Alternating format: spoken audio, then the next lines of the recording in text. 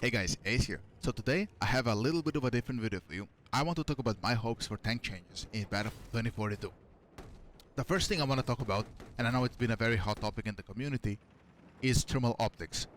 How do I feel about them? What do I think about them? What I think about them is that I don't like them. I've never liked thermal optics. I never used them in Battlefield 3.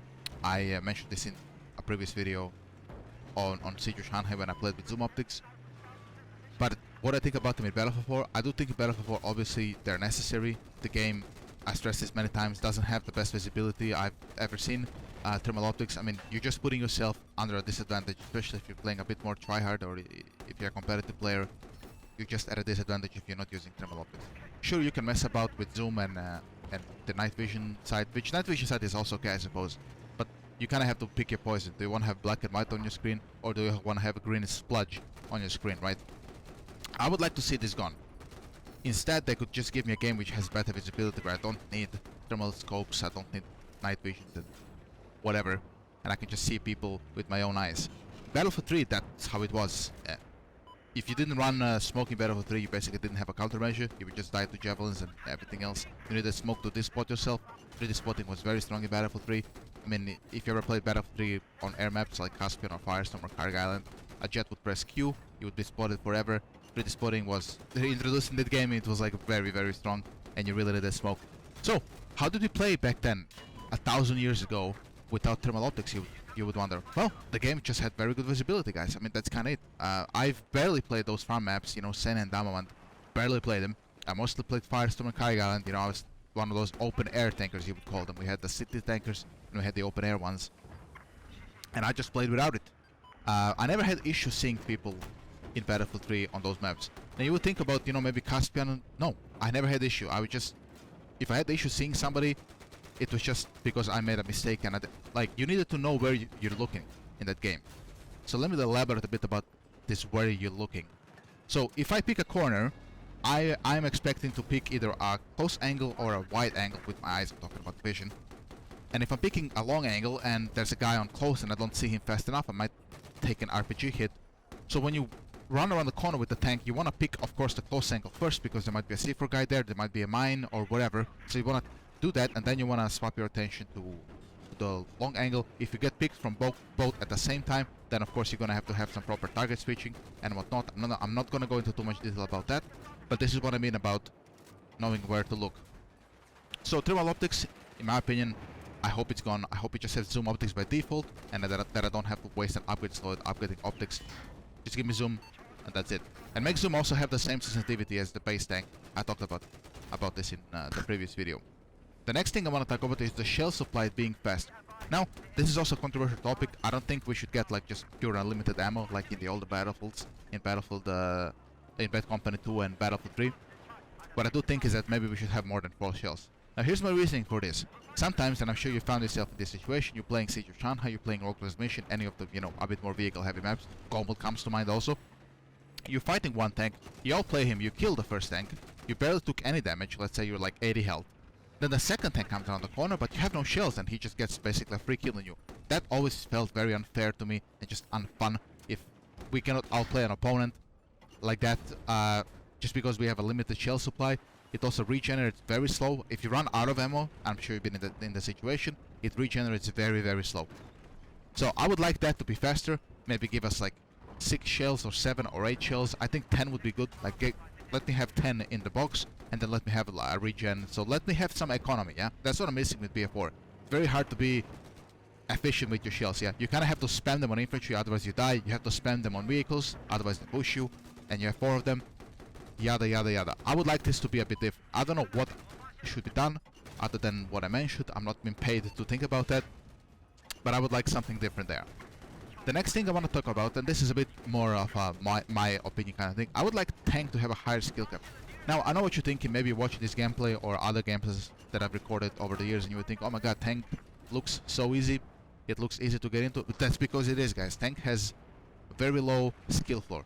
You can hop into tank right now, probably in any game, and get like, if you're brand new, you can probably get like 20 kills in it. 20, 30 kills, you can kill people, you clip your thermal optics, you equip your HMG, or any weapon of your choice really, you just kill a bunch of infantry, that's it.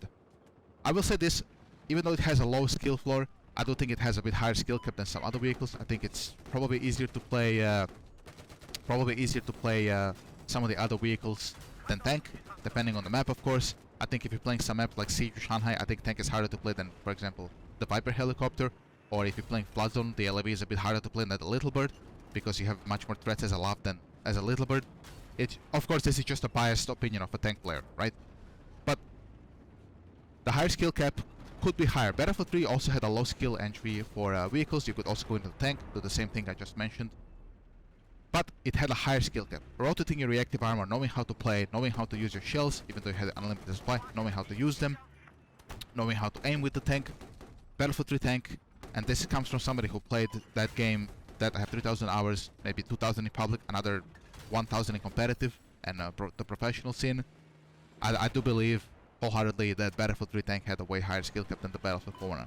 That's not to say that Battlefield 4 tank is just noob shit. You equip thermal optics, you equip APS, and you just kill everybody. It's not like this, but compared to Battlefield 3, it's definitely been down, where it's accessible to everybody, which isn't a bad thing, don't get me wrong. I mean, with the new game coming, we have 128 players.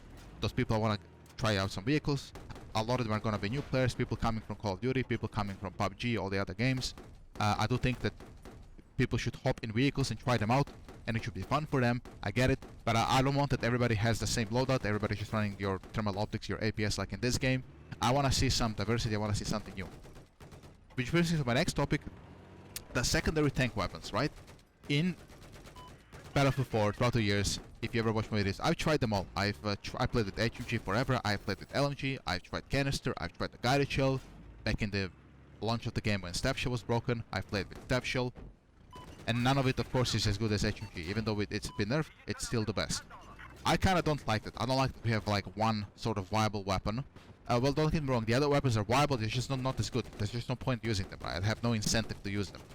In Battlefield 3, you had canister shell before it was nerfed. You could use canister shell. You have the LMG, which is basically a mounted M16A3, and you had the HNG, which was way better HNG than the latest game, by the way.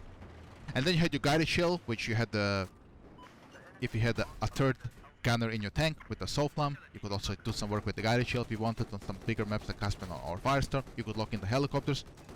My point here is there was a lot of weapons to choose. The only thing that was permanently new was the smoke and the reactive armor, which that also could have changed.